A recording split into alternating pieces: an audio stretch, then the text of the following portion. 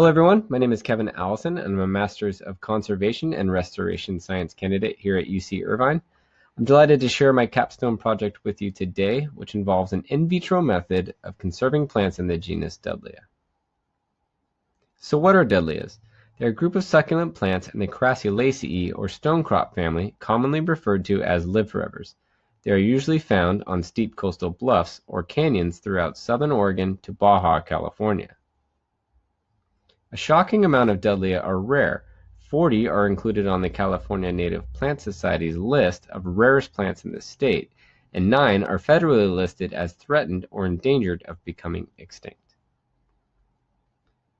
The biggest threat to Dudleya is habitat loss. However, in 2018, a new threat has been discovered.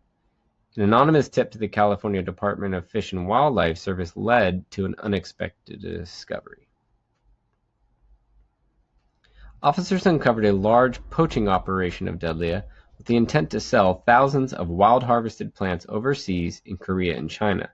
This was likely occurring throughout California and into Baja, Mexico as well.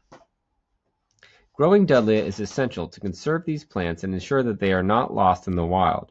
However, traditional propagation methods have intrinsic issues with limited seed availability and ease of unwanted hybridization. This project aims to overcome these challenges by cultivating plants in vitro. Once in vitro, plants can be stored for conservation or cloned in large quantities via tissue culture in efforts to increase supply and decrease poaching demands.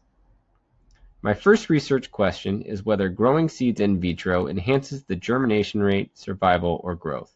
This provides an understanding of an in vitro method compared to those grown traditionally in a greenhouse. To test this, I sowed the same number of seeds of select species in the greenhouse and in the lab.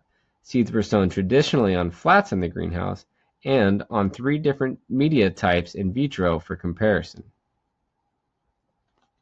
Overall, the germination rate was not necessarily enhanced in vitro. However, all germinated seedlings survived in the in vitro environment, whereas a large portion of seeds died in the greenhouse, seen here in orange.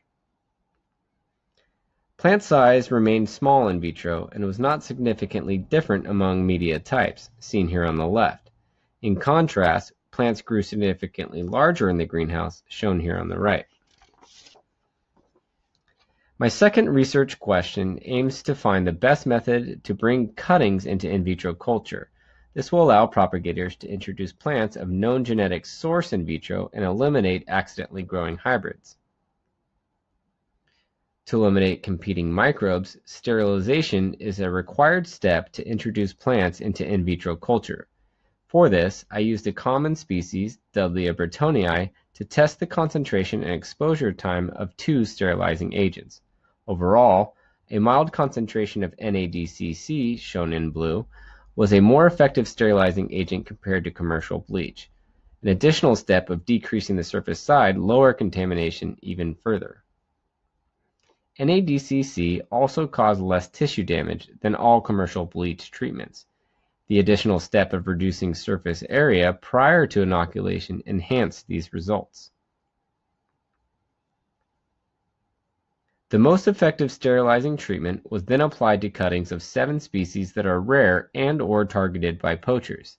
I needed to establish an effective treatment as the cuttings for these species were in very limited supply. Fortunately, the results were even better than I expected. This treatment resulted in less contamination and necrosis than the initial test subject. In most cases, no contamination was observed after sterilization. To conclude, in vitro culture does not necessarily enhance germination rate, but does increase survival. This means the recruitment ability of the selected plants can benefit from in vitro germination to increase population size. For cuttings, I identified an effective sterilizing method that can be used to introduce plants for germplasm storage or provide the foundation of a plant tissue culture protocol. Thank you for watching this presentation. I want to thank the collaborators at these fine institutions. Funding was provided by the Orange County chapter of CNPS Charlie O'Neill Grant and the Voth Family Foundation Fellowship.